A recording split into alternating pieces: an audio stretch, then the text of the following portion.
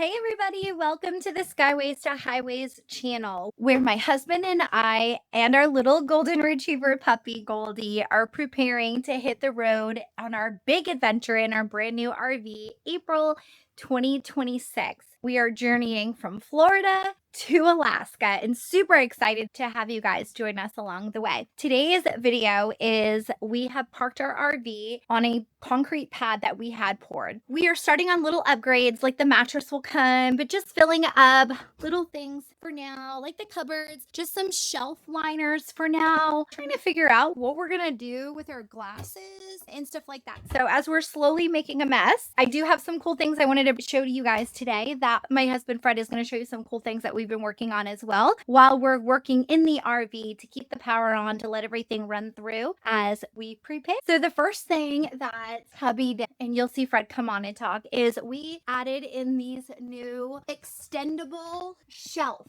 So these totally come out. We got them on Amazon. I can totally link them for you guys below, but that's going to be super helpful because these cupboards were so deep, but I feel like everything is just going to bustle around in there and fall in there, and it's super easy to just bring out like that. So we went ahead and measured, of course, everything, and then had them installed the way down, you guys, all the way down to the bottom. That was a really exciting upgrade that we went ahead and did. Also, from the previous video, if you guys saw, yes, I am getting used to horizontal filming, so I messed up on that video. If you go back a couple videos, our trip to IKEA. Anyways, we got a bunch of storage totes. So I wanted to show you guys what I was doing with those. This is what we are doing with the big storage totes. So we already have 6 in here, as you guys can see, but I still have plenty of space. So I'm probably going to put 3 more right here. And this is we're going to be able to keep our clothes in here, accessories, shoes, and all that fun stuff. So these are 12-gallon totes from IKEA. I do have them linked in the video I did previously. Now I'm going to go ahead and pass the camera to my husband Fred so we can see what cool things he's been working on. Today, I wound up putting a 50 amp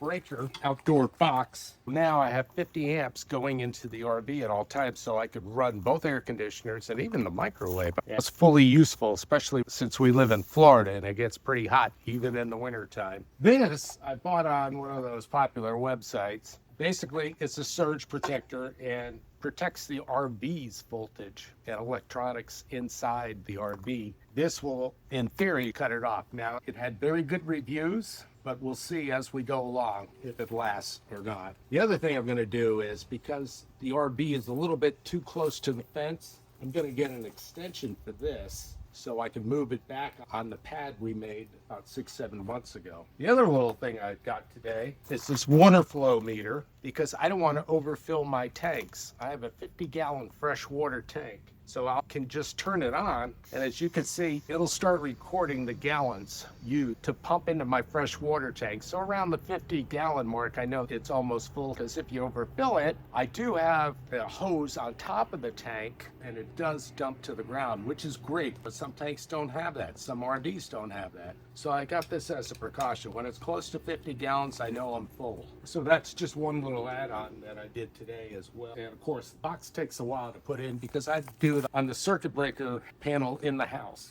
Since we bought this thing used, and I know it's sat a while, I wanted to go through all the water systems. And of course, I drained the black first, and then of course, I hit the gray water to flush that out. But our rig is set up pretty cool because I have a sewer tank flush too, which is wonderful. I just put a garden hose in there and fill it up in the house, and then I can get the remnants. All this drains into our backyard. I really don't care. There was nothing in it anyway. I was just cleaning it, so no toxic waste. And now with the fresh water, that was a little different. The thing was full of water, but it's old water. It's sat in there for God knows how many months. So I hooked up a smaller hose. I put in about 2 cups of bleach. And of course, I filled it up to the 50-gallon mark, the top. And then I just turned on our water pump here and drained it, and also through this drain as well. And I flushed the system. But before I did all that, I did take this water filter out because it was horrible. This is the new one. So I took it out, and now as you can see, it's clear. So I flushed it twice. The first time, I just added all the bleach. Then I topped it off, drained it, came back, refilled it, flushed it again, and then I did it the third time. In theory, we should be somewhat sanitized. And of course, I have extra water filters on board that I'm going to have before I refill this. I went to a popular online site. A lot of people have this underneath their sink cap or something similar to it. And yes, they do make one for RVs, but I'm engineering inclined, and I figured I could modify a kitchen one for my home use and take it on the road with me, which I did. I bought some parts, and there'll be a picture of the bags of what parts. But as an example, for the small 3/8 here, I think it was 3/8, that this is a washing machine attachment. So that was no big deal. And then I had a couple of other fittings put on there. So I'm all set to go. A hose over there, and then I can just come through here. This will be from the water faucet, and then I can just put it onto the other end of the blue hose, and then I'll pump it right in there. Then I'll have 3 stages of filter going in. Now, once I start using the sink and the shower, it'll be going to the last filter, which is the filter that came with the unit. I don't like these things. I forgot what these were, about $10 or $15 a pop. But this was like about $100. The fittings were about another 30 because they're brass.